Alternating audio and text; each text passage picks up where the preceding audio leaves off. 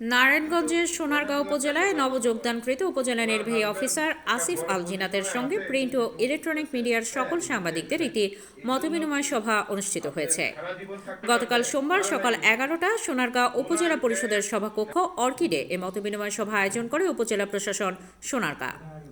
সভায় নবাগত ইউএনও আসিফ আল জিনাত সোনারগাঁয়ের সার্বিক উন্নয়ন, সুষ্ঠু প্রশাসনিক কার্যক্রম, গণসেবার মানোন্নয়ন ও গণমাধ্যমের সঙ্গে সমন্বয় জোরদার করার বিষয়ে তার পরিকল্পনা তুলে ধরেন। তিনি সাংবাদিকদের গঠনমূলক পরামর্শ ও সহযোগিতা কামনা করেন। অন্যদিকে উপস্থিত গণমাধ্যম কর্মীরা নতুন ইউএনওকে স্বাগত জানিয়ে জনসেবামূলক কার্যক্রমে পাশে থাকার আশ্বাস প্রদান করেন। সভা শেষে পারস্পরিক সৌহার্দ্যপূর্ণ আলোচনার মাধ্যমে মতবিনিময় অনুষ্ঠান সমাপ্ত হয়। বিভিন্ন ক্ষতি হচ্ছে বিস্ফোরণে, সত্যি কাশপুরে গ্যাসের বিস্ফোরণ এবং গ্যাসের লিকেজ থেকে মোবাইল বিস্ফোরণে গ্যাসের চার্জ বন্ধ হয়েছে। আমাদের এই রোডে মানে তারা আমাদের গ্যাসগুলি পরে আপনার আকর্ষ করছি যাদের তারা যাতে এই রকম মানে না হয়।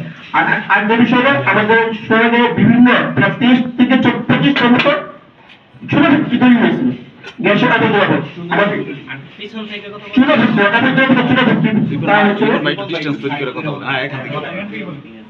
ফ্যাক্টরি হয়েছিল। এই ছোট ফ্যাক্টরিতে বিস্ফোরণ ঘটে অনেক সময়। সবচেয়ে বেশি সমস্যা হচ্ছে মোগরাপাড়া চৌরাস্তা।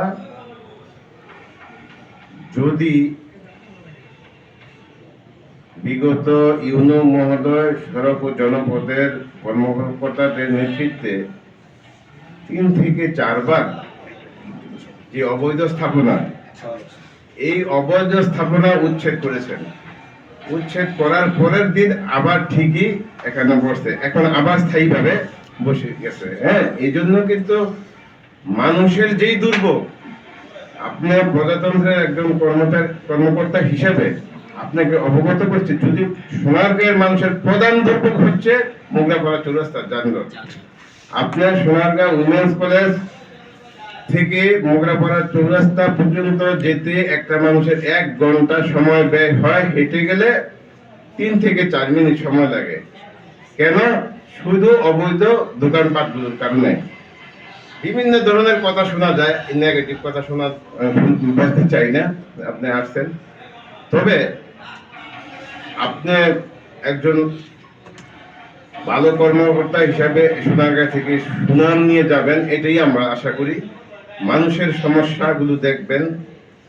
আমি অতীতের কারো কথা নিয়ে বলতে চাই না, তবে মানুষকে মূল্যায়ন, একজন শিক্ষককে কোনোদিন মূল্যায়ন করেন নাই। যান পরে আসেন। কখনোই যদি আমি একটা স্কুলের, হাই স্কুলের আমি সভাপতি, আমার শিক্ষক, প্রধান শিক্ষক এসে চোখের পানি ফেলাইছে আমার বাসায় গিয়া, যে ইউনুর কাছে গেলাম, ইউনু বললো যে যান পরে আসেন, এখন কথা বলতে জানেন না।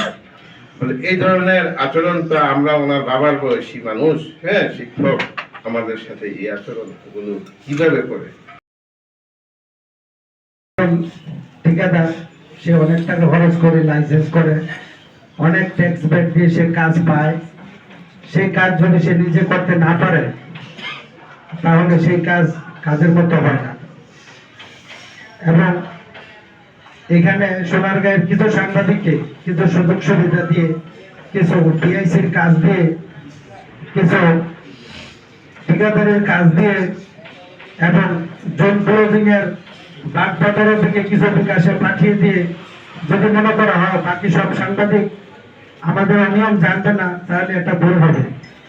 আমরা কিছু সাংবাদিক আছি, আমরা গভীরে অনুসন্ধান করি আমাদের সোনারগাঁয়ের অর্থ ঠিক মতো কাজে লাগছে কি লাগছে না। আমরা এই বিষয়গুলো তুলে ধরার চেষ্টা করব। আমরা প্রয়োজনে তথ্য অধিকার ফর্ম দিয়ে তথ্য জানতে চাইব।